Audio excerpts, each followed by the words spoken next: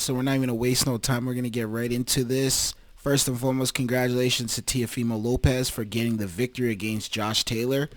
He came out with the upset tonight. He was not favored to win this fight. A lot of people had him losing the fight, but he came out and he just showed out and he took care of business. Honestly, I was one of the people that did state that potentially he could win, but I was leaning towards Josh Taylor. So the fact that Teofimo did win, salute to him. So I got to give him his props for that. Let's talk about the fight. I'd say the first round, Teofimo Lopez. I gave that first round to Teofimo Lopez. It was a feel out round, so they were kind of both trying to figure out each other and trying to figure out what was going on and whatnot. So it was kind of like that first round was like, it was a feel out round. It's usually like that, right? I just was kind of shocked at how like the height difference, like you seen it, like how big Josh Taylor was. It was just like, my goodness, Josh Taylor was huge out there. Like he was towering over Teofimo, and I was kind of like, whoa, this guy's a big fighter. You see what I'm saying? But at the same time, though, it is what it is, right? He had the height advantage over Teofimo Lopez, but it didn't really do anything at the end of the day because, let's be real, he ended up losing the fight anyways. Josh Taylor, I don't know, man. He just did not look good out there. To me personally, I was not impressed at what I saw. I thought he was kind of like he was I don't know, he was having issues over there, you know what I mean? Like he was having problems over there. I saw difficulty going on with him, and I was not really that impressed. And you could see Teofimo Lopez, once that's I gave Josh Taylor the second and third round. I thought he kind of edged out Teofimo Lopez. But then after that, it was kind of like round after round. Josh Taylor didn't make any he didn't make any like adjustments throughout the whole entire fight. He just kind of fought. He kept coming forward in, and he kept hugging onto Teofimo, and he was just kind of like whatever he can get, he can get. He was throwing the jab. The jab was coming in, and then he started to fade throughout the rounds. And Teofimo Lopez was slipping and ducking and throwing those shots, and he was countering him. And Teofimo was at whatever Josh Taylor, he was giving him big haymakers to the face and whatnot. And Josh Taylor had no answer for that. I was just shocked. I was just like, dude, you just like Teofimo Lopez is pretty new to this division, and he just came in there and just got you out of there. I don't know if it's the age or what, but like Teofimo Lopez is obviously the younger fighter, but Josh Taylor's like just entering into his 30s, right? He's in his early 30s there, and it's just like, my goodness.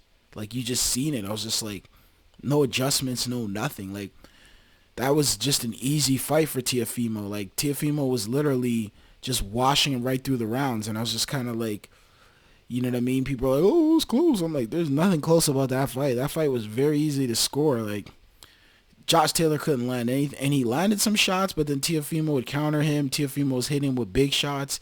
Teofimo was just giving him just throughout the rounds. Probably gave Josh Taylor like 4 rounds, maybe at max.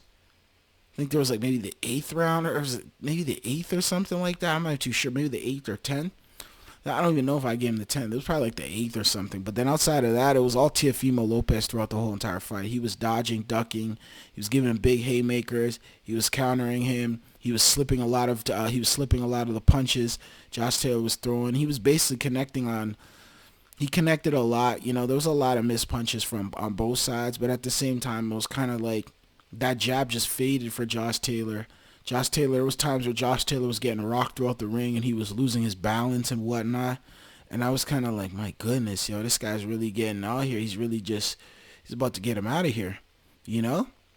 This was the old days. Maybe by 15th, Teo would have got him out of here, but whatever. We got 12 rounds. So, honestly, that's what it was. It was a pretty much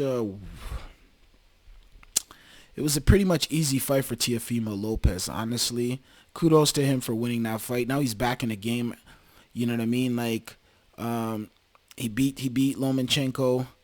He beat Josh Taylor. Josh Taylor was undefeated. Some people thought he lost to that fight prior to what's this guy's name? Cataract over there. But at the same time, it's like now he lost, right? He lost to Teofimo. 'Teofimo Lopez. What's next for Teofimo Lopez? Honestly, If I was him, I'd just wait for Devin Haney. Devin Haney should go fight Regis Progress. Go get that WBC and let's go make this fight happen. It's very simple. These guys are supposed to have fought many moons ago and they haven't done it yet. So now it's time. Devin Haney needs to move on from 135. I know the Tank fight. I know the Shakur. And this, just move on, bro. Let these guys figure it out. You got bigger. You're undisputed. You got bigger fish to fry. You defended your title. Let's get up to 140. Let's get that Teo fight and let's make it happen. It's very simple. Teo's talking all this stuff about black fighters and they're promoting them and he wants off Top Rank and he's beefing with the net Top Rank and networks and stuff like that. Now okay, let's go. Let's do the Devin Haney fight. You see what I'm saying? Let's do the Devin Haney fight because Devin Haney's the guy. You know, your dad and his dad going back and forth during the press on Friday and Thursday. So let's do the fight now. Devin, go fight Regis. And then go get that belt, and then let's go make the Teofimo Lopez fight. That's basically what it is. As far as Josh Taylor goes, what's next for him? You can go to Scotland. He has to move up, but even at 147, you think he's gonna beat Ortiz or Boots? Nah, I don't see him beating those guys. Not with that showing. Those guys will wash him very quickly. They'll get him out of here very quickly because Teofimo's like we're at 135, just came up to 140, fought a couple fights there. Some people thought he lost his last fight at 140. Like, you know what I mean? Like, what's going on? Like, Josh Taylor, you're supposed to get him out of here. Josh Taylor, you gotta go to 147. If you go to 147, you're getting cooked. Like, you're not beating Ortiz, you're not beating Ennis, you're not beating none of those guys. Straight up and I don't even think you could beat what's his face over here out there in the UK. The guy on PEDs over here. What's his name? Allegedly. What's his name? You know who I'm talking about. What's this guy's name over here? I forgot this guy's name. The light skinned dude. But you're not even beating him either. So like we'll see what happens though. Honestly, salute to Josh Taylor though. He came out, he showed out, but at the same time he didn't look good, man. I don't know if he's on the decline or what, but that performance I was not impressed by. But congratulations, Teofimo Lopez, you did it. You got that WBO title at 140. Let's see what happens next. Anyways, I'm signing out. Hit the subscribe button and share this with your friends. I'm out of here. Peace.